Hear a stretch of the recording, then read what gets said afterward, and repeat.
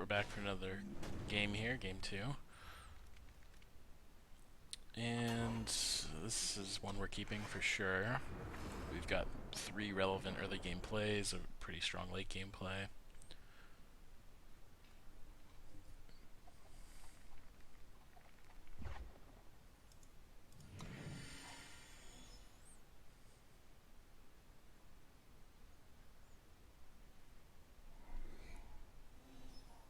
Ugh, it's one of the worst options, though.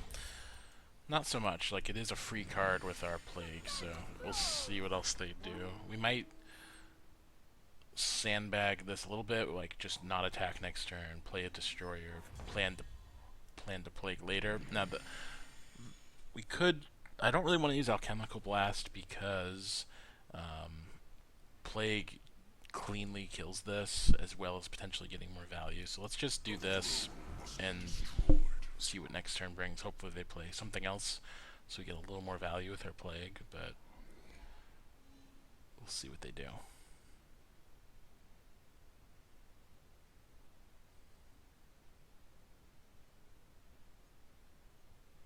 Alright, good. So now they're in a situation, and then this is a situation where we want to use the Seek power first. That way we can play both that, get to 4, and still cast our 3-drop. So we definitely want to just plague, and then they don't have great blocks now. If they want to trade here, that's totally fine. We get the Warcry.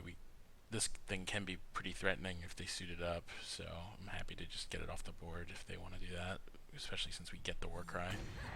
And there's the upside, they just don't block at all, in which case that's good too. Now if they don't buff this right away, we'll be able to blast it. And I do want to just use blast here. Alright, so now we know that trick is out of their hand. And if they want to block this, that's a trade, so we're okay with that. And they didn't even want to go for it, so makes me think they have something that makes this bigger permanently.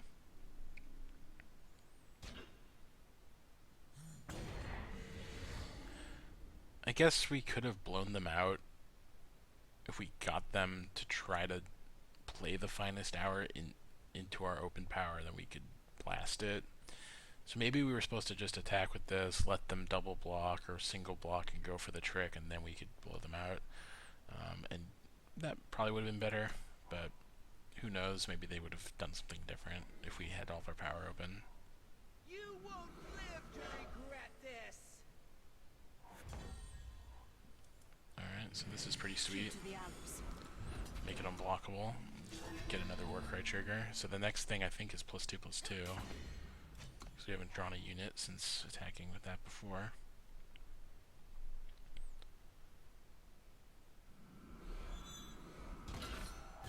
Oh, that kind of stinks, but this thing is dominating the board, so I'm not that worried about it.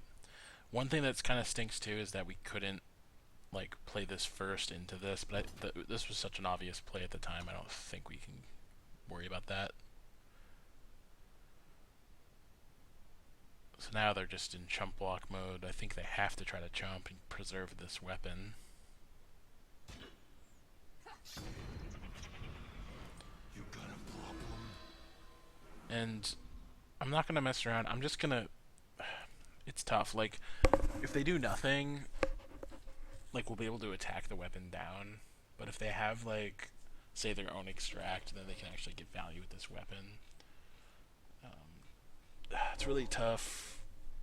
I think this casting this now can help us get to 6 to play this next turn, and also if we naturally draw the power, if we wait and naturally draw the power, but it's not a great use of our setup. But then again, this is kind of a waste. Just fire this off if this thing is going to be kind of forfeit. So I'm gonna try to get more value out of our cards, and because I think this weapon is going to go down no matter what happens, or likely to go down, and not get any, potentially not get any value aside from that one card. So let's just gamble it up a little bit. Like, this ends up being bad if they have some way to, well, yeah, I don't know. I don't think this can go bad. Because they don't have great blocks next turn either. Unless they play more things.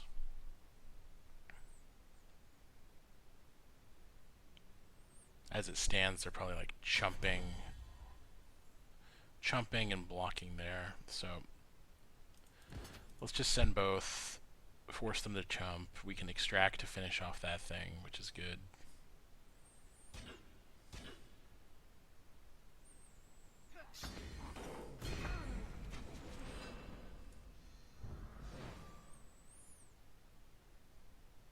Man, they have another finest hour. Okay, they didn't.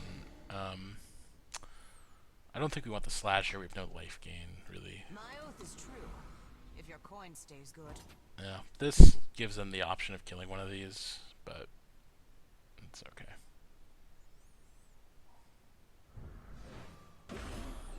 That's an interesting pick. Not to kill the 4/5.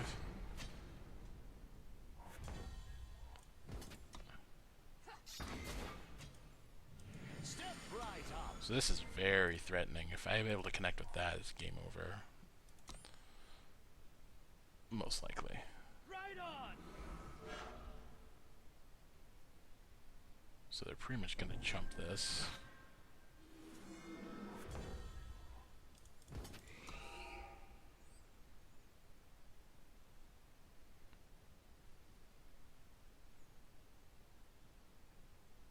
It's kind of weird. I think this is back-to-back Argenport mirrors. I don't think that's too likely. I've not seen a ton of Argenport running around in draft.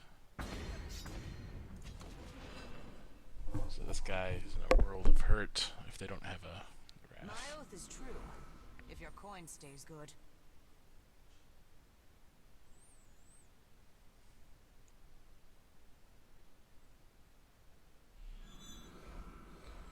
Yeah, that's not gonna do it. Do I even bother playing this? Guess I will.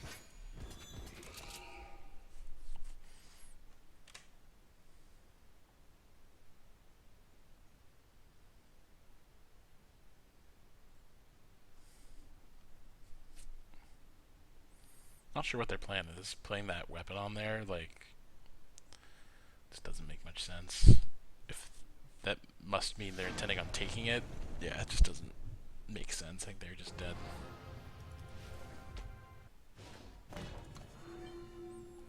Nice start, 2-0. In the early game of this deck, the Oath Book, like, I just think the early game is pretty strong with this deck. So, I think we have a chance at doing some good things here. Then again, both games we've had the Crown Watch Paladin on turn 2, which has been pretty strong.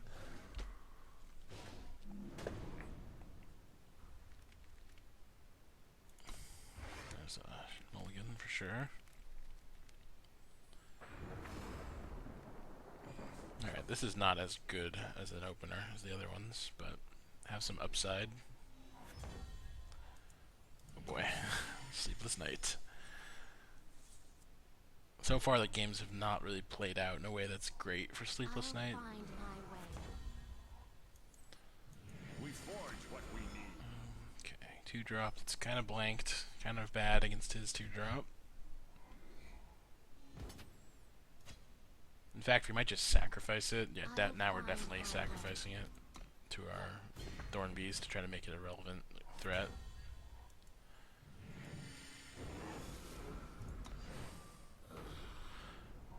It's card disadvantage, but in a way it's not, because he already shut off the 2/2 with these. Like, this was never going to do anything on this board. Whereas this now can attack and block everything pretty comfortably.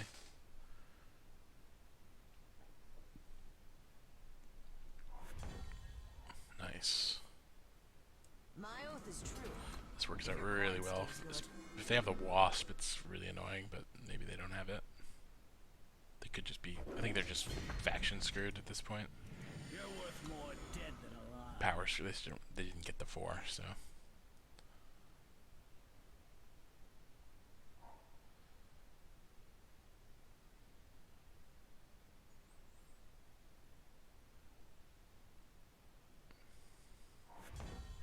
So here, this is like getting through no matter what anyway. So I think I want to play this on our 1-1 because we don't really want to block with this. It's a little marginal, but I think it gets us an extra point because I don't think they're blocking this anyway. Like, you might be tempted to just throw down the unblockable on the 5-5, but you have to remember they don't have good blocks anyway, so.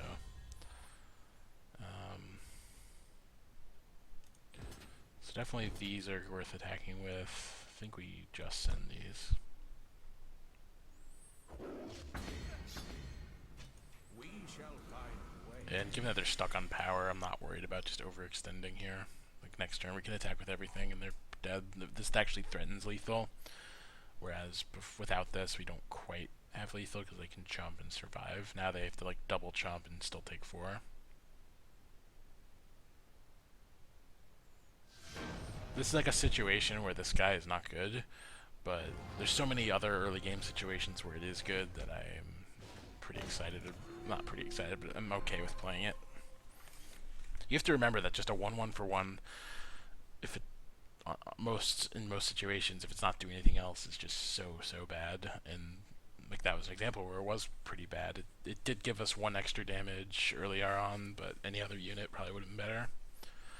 But there are going to be situations in this deck, especially with the Xenon Destroyers, where it's going to really outperform 1-1s for 1 in general.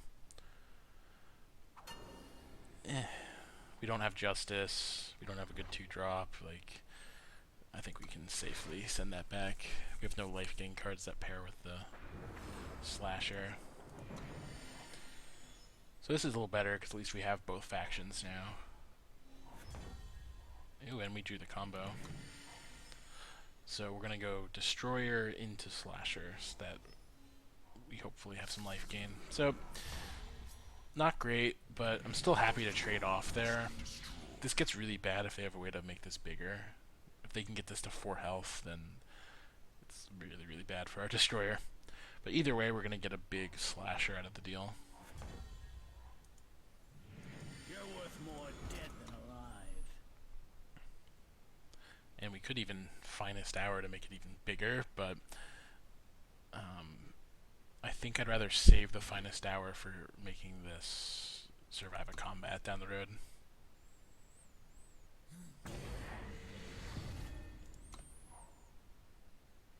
It's a pretty nice little curve out, actually.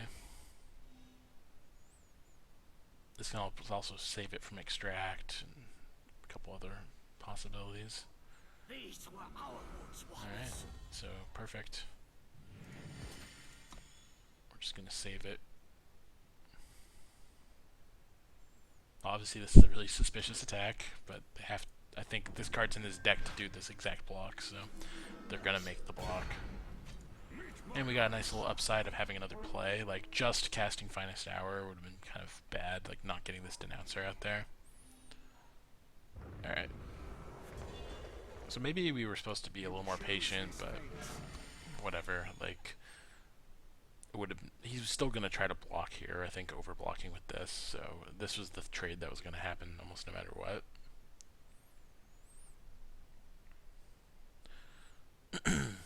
This is actually not a bad, like, defensive situation. Like, if they attack with this, like, we're happy to trade off a 4-3 for the 3-5.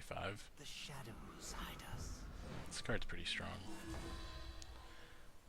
I think at this point we're not going to do much better than just getting extra damage in with the weapon. Like, they're kind of disincentivized to use removal on the Denouncer just because it has revenge, so even though they're getting a 2-for-1 ostensibly if they can kill it, not anymore because this has revenge. It'll eventually come back, assuming we can survive. You look lost. So this is like a good situation to try to like push things with the Denouncer.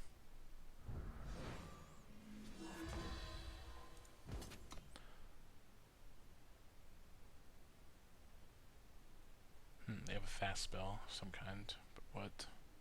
Ambush unit maybe. Like, Wasp is not good against that. Seems like they have a Wasp.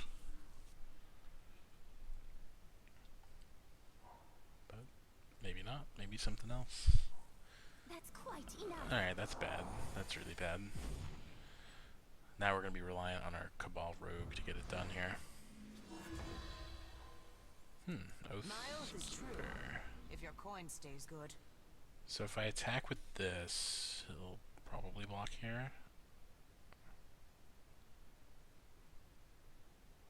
If I attack with this, then it just blocks there.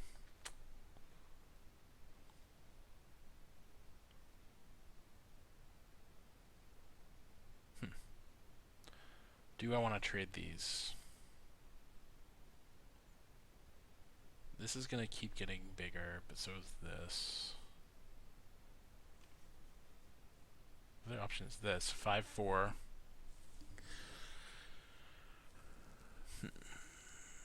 Could force a trade there, which would not be that great. Yeah, I think I'm happy enough doing this. 7. I guess the other option they could block, they could do this, and that's not a great situation for us. Let's just sit back. Like, I think our plan should just be to get the rogue down and take them out in a couple of attacks. Like, this is helpful on defense here.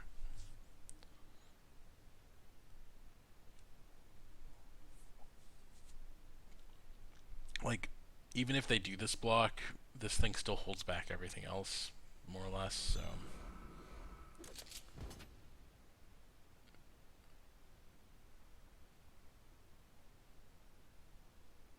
So they have some kind of fast spell. I think they have like Annihilate, which is not great for our Cabal Rogue plan. I can't think what else they would have. Maybe Teleport? Also not great, because then they could teleport this and silence our 5-1. Pretty much, no matter what the fast spell is, I think we get wrecked. This is almost too easy. We just hope it's something else I'm not thinking about.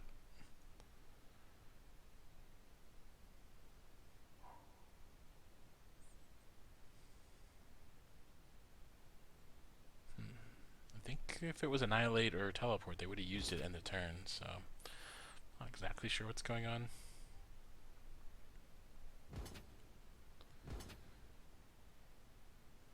Alright, I think they're in panic mode a little bit now, maybe.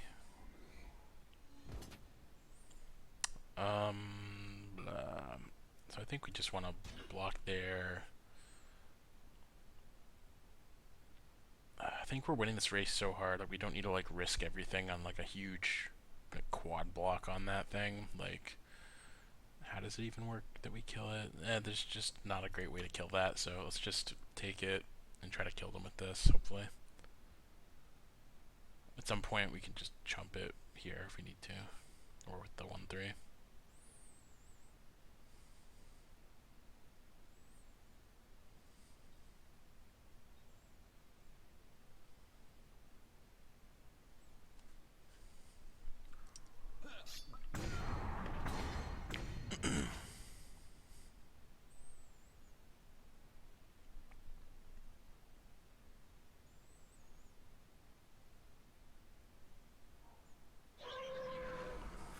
Alright, race is on. That's a good racing card. That actually is going to open up an attack with the 4-3. It'll be a 7-3 when we're done with it. Because they're not really wanting to trade there. They can't really block there, so... And actually, them being at 15 means that this buff on here doesn't even really matter. It's still going to be 3 attacks to kill them with just the rogue. Now they're almost certain to chump or trade.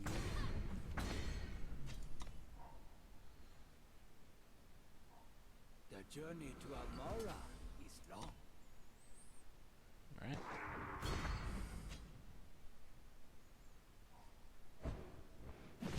Okay. Nice, another extract, so let's attack. Now the question is what to do here.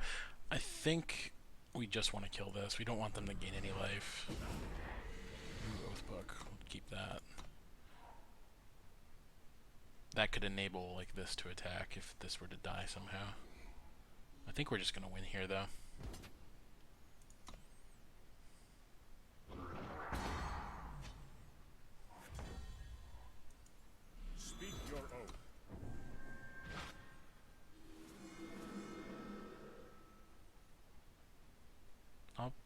be surprised if they survive. Yeah, they're digging.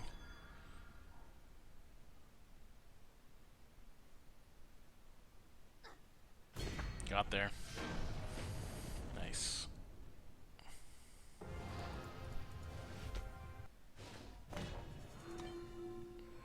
Alright, 4-0 start.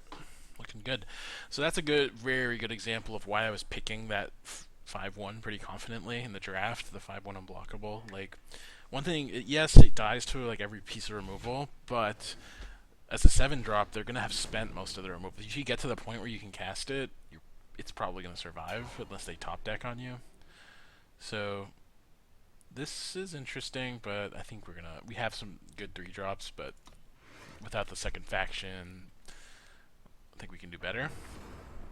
This is also interesting. Hopefully we get a couple Shadow going, but we've seen how powerful turn 2 Crown Watch is, so I'm excited to keep any hand that can do that.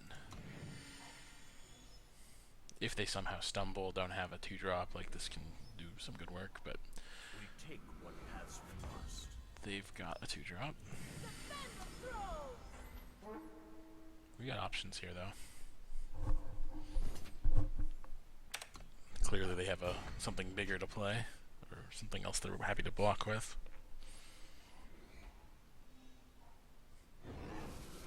Qualifies.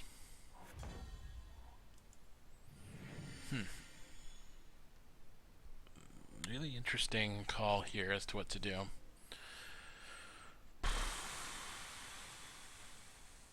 I kind of want to wait to play this until we can buff it, but that's waiting a long time. Though playing this and attacking would force a trade, which isn't bad, which makes this better next turn. Yeah, let's just do My that. oath is true. If your coin Like, stays good.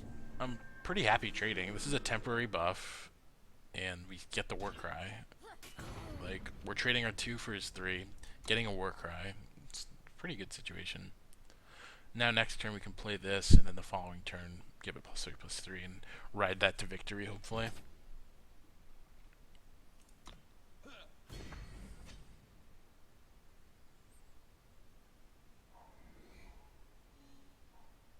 Alright, we even get to attack for 2 with our Oathkeeper. And they don't really know that we have a plan that is to go huge on this destroyer. Like, we're kind of hiding what we're doing, so make their choice here incorrect. Probably not, probably irrelevant, but it's possible that they may have chosen the wrong thing there. They picked pretty quickly, so maybe they were just looking for something like extra power or just any unit or something to add to the board.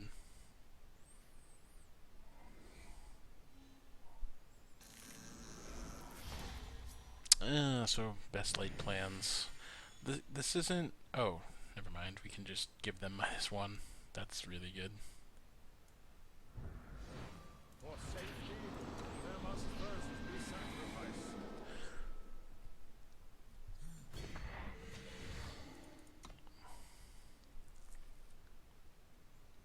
Yeah, giving this -1 is basically killing it. It doesn't really do anything now, for at least for the moment.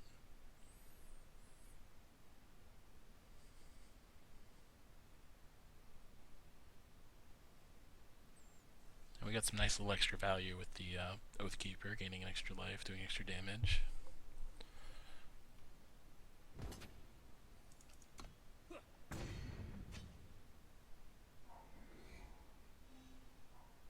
Alright, Sand Viper. Too bad we can't extract that Viper, but they're definitely blocking now. Which is fine. We still gained a ton of life, and we've got a pretty strong follow-up. Like, this getting buffed Pierre is pretty sweet. Ooh, that's bad. If we draw a Shadow, we can double extract it.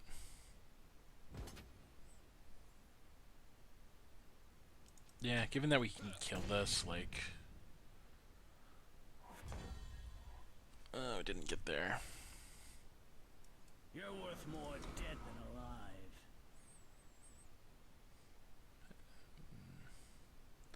Maybe I will just block with the 1/1, because I think this isn't providing all that much now. Oh god, that's so bad. We really needed to draw Shadow last turn to win this. Yeah, now we're just pretty dead.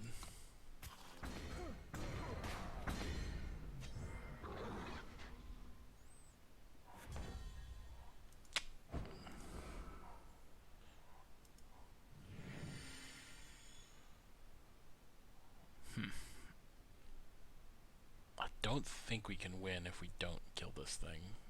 So I think we have to hold back. So I'm just gonna do one of these.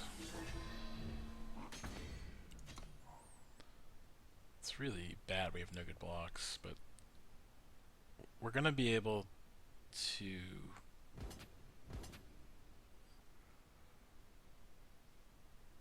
Yeah, we're gonna have to do it like this, like...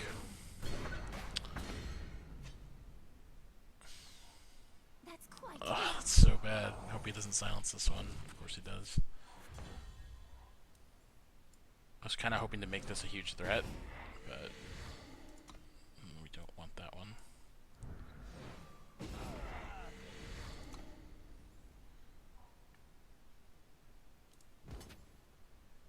May as well attack with both.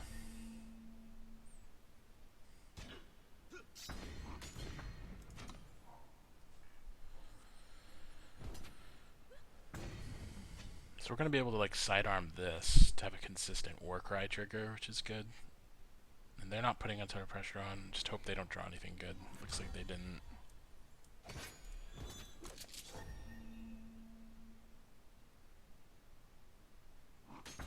Alright, I kind of like our position, but it's really sort of a top deck war, though our top decks are going to be a little better with the Warcry every turn.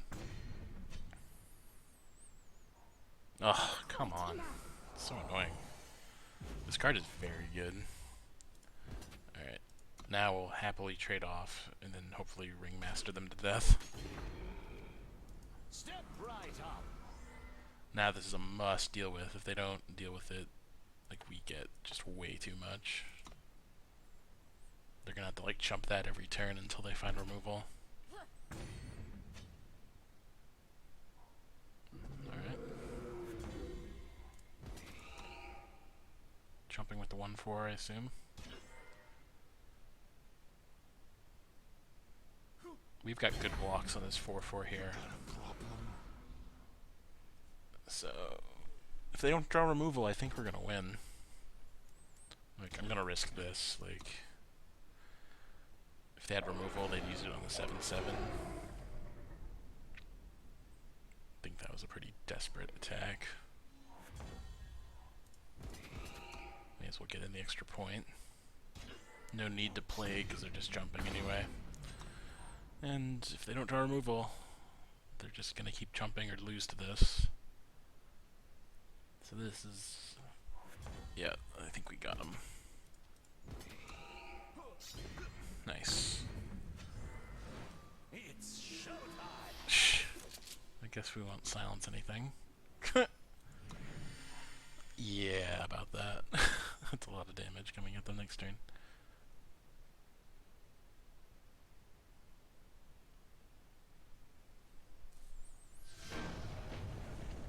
Very sweet win there. That was a tough fight. Alright, this might be a quick draft in the right direction. We're going against number 20.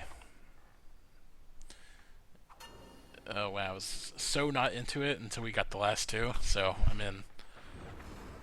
Oathbook is ridiculous. It wins so many games. And we've got a unit to go with it, so I'm in.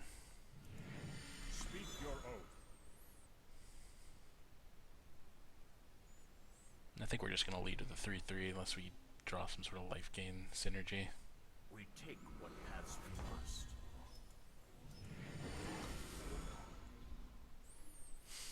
This way, if they play another 2/2, at least it's going to have to give us a 2-for-1 if they don't want this to keep getting bigger. Pity would weaken us. Wow, they're stuck on 2.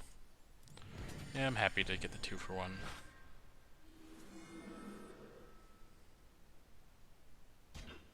Yeah, I think they have to go for that. It's so bad for them if I have a trick, but if they're stuck on 2, they have to do it. You're worth more dead. And I think Oathbook plus Denouncer is going to be very hard to beat if they don't get the 3. It looks like they did. Fascinating. That could be bad if they have enough dinosaurs.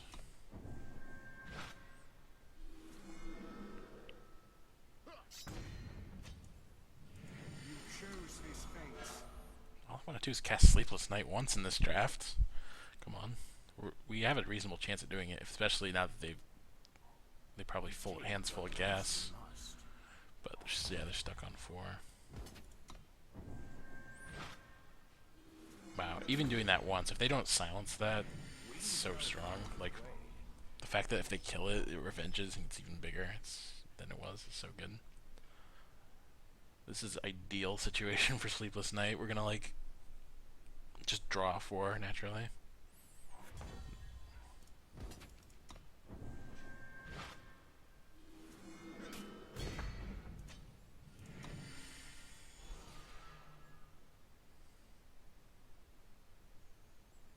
So that's not a power, so they're really stuck on 3. Oh man, we're even gonna do it. Sad thing is, looks like they were probably gonna die without the Sleepless Night.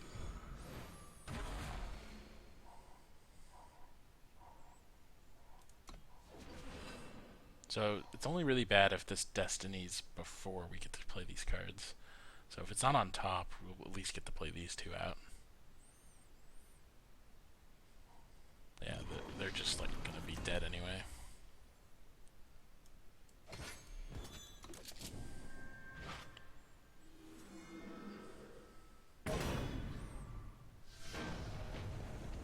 Oathbook, Mana Screw does it again. And we cracked the top 100. Alright.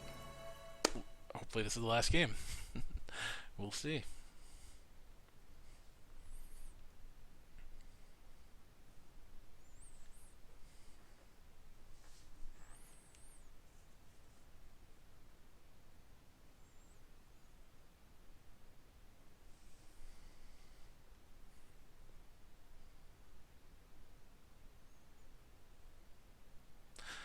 I swear this doesn't always go this well.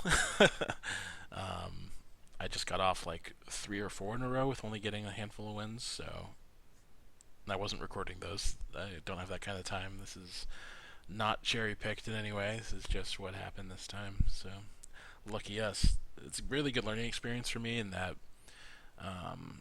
this is the first kind of Argenport deck I've had success with, and I've just not been drafting it all that much, so nice to see what kind of a good Argenport deck looks like, and I think the key is like double extract and Oathbook,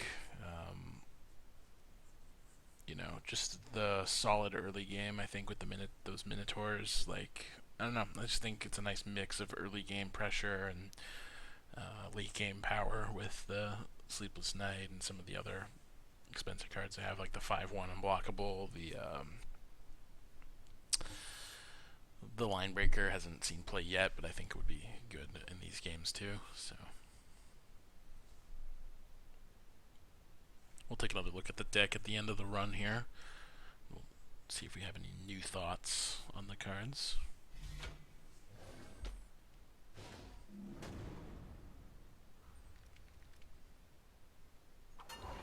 So we've got, this is a really intriguing hand to keep. We are playing 18 plus Seek Power, so we've got a lot of power in our deck. We're on the draw too, but like this setup could make this Slasher really, really good. Now, this is pretty much a dead card in this hand that's going to take a long time to get there. But like Finest Hour goes really well with the Destroyer. I think I'm just going to keep and hope to get to 3. Like, this is pretty risky, but you know, we're on 6 wins. Like, we can afford to lose a game here if we don't get there, and if we get there like we did, it's gonna be good. We'd ideally hit 2 Shadow instead, but just playing like these 2 plus the Finest Hour I think is gonna work out, and we even got there on the Shadow. So they have a fast spell. They must have Protect. I can't think of anything else that would pause there with like no units in play. Like it doesn't have finest hour necessarily. Meet my axe. So I want to watch out for protect. The throne must be destroyed.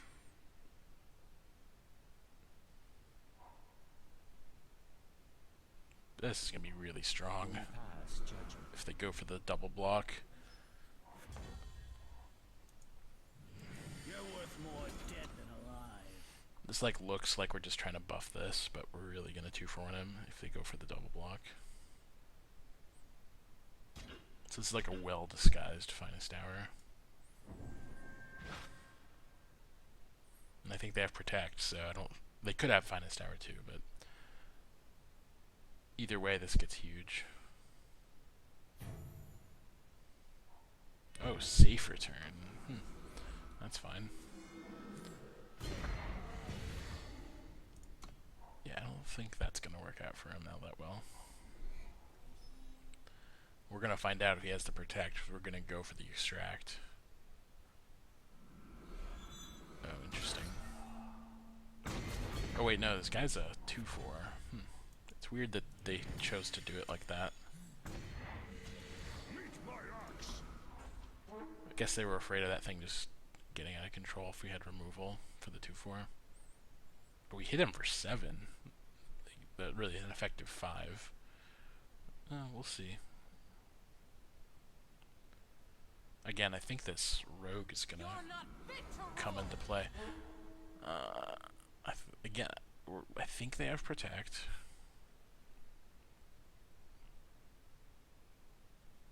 So do we want to throw this into it? I think we don't need to. If your coin stays This is good. gonna be a good attack. Like we could get them in a situation where they don't leave up a power, and we can actually extract something. Extract some value. Now what is that echo card? Maybe it's like Meet my axe. find the way, most likely.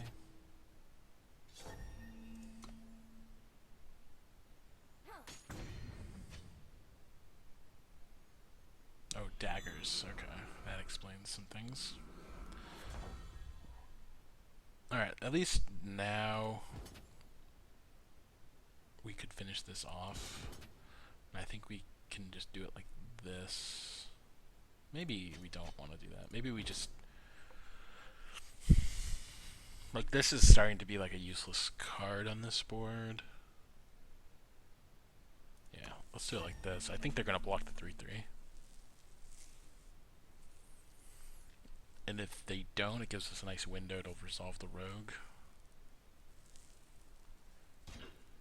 Alright.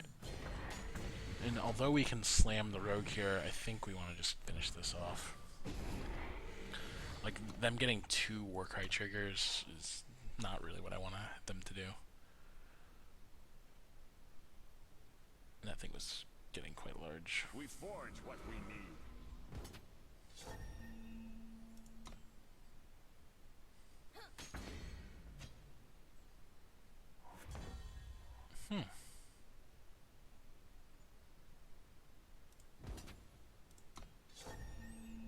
Let's just take the Warcry trigger here. So we could play this to like finish off that and make this a little smaller, but I think... Yeah, whatever. I'm just gonna go all in on the Cabal Rogue at this point. Hope they don't have anything. Though we don't really need to, because these two present a lethal clock on its own. There's no real rush.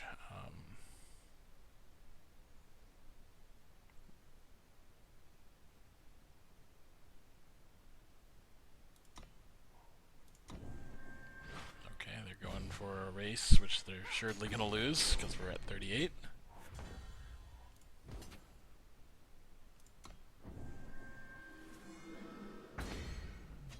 Defend the throne! I'll make them think they can kill this and survive another turn, but I'll just make this bigger. Alright, we did it. 7-0. Achievement complete. I don't know.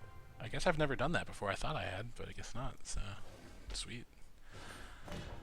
Alright, as promised, let's take a look at the deck one more time, see if we can glean any new insights on these. I think the main insights for me are that Crownwatch Paladin and Oathbook are great, though the Ringmaster was really good in this deck, especially with like this Light Hoof as a upside, but it just played out really well. So like our late game of like the Ringmaster, Rogue, Sleepless Night, the Linebreaker didn't do anything, but I think it would have in some of those games. So like the Rogue, I think proved its worth. Like I was saying before, it's hard for them to have removal at that point in the game unless they draw it.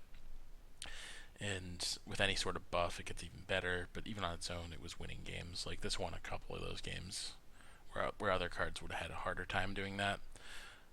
Extract and Plague were very good.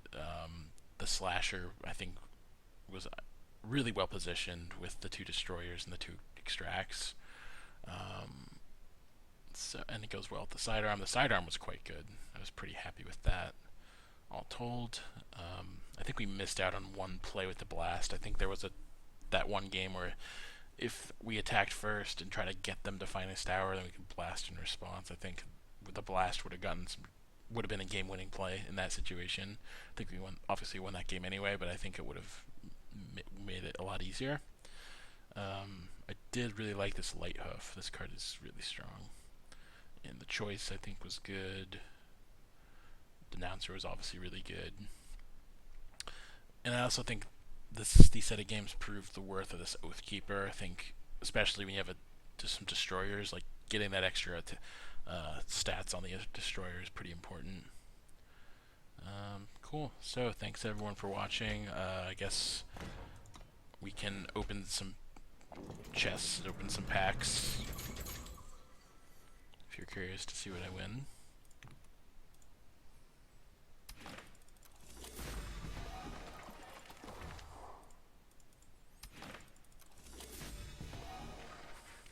Pretty much have all the Empty Throne cards at this point, so we're just hunting for legendaries to increase our shift stones. So that's it. Thanks for watching.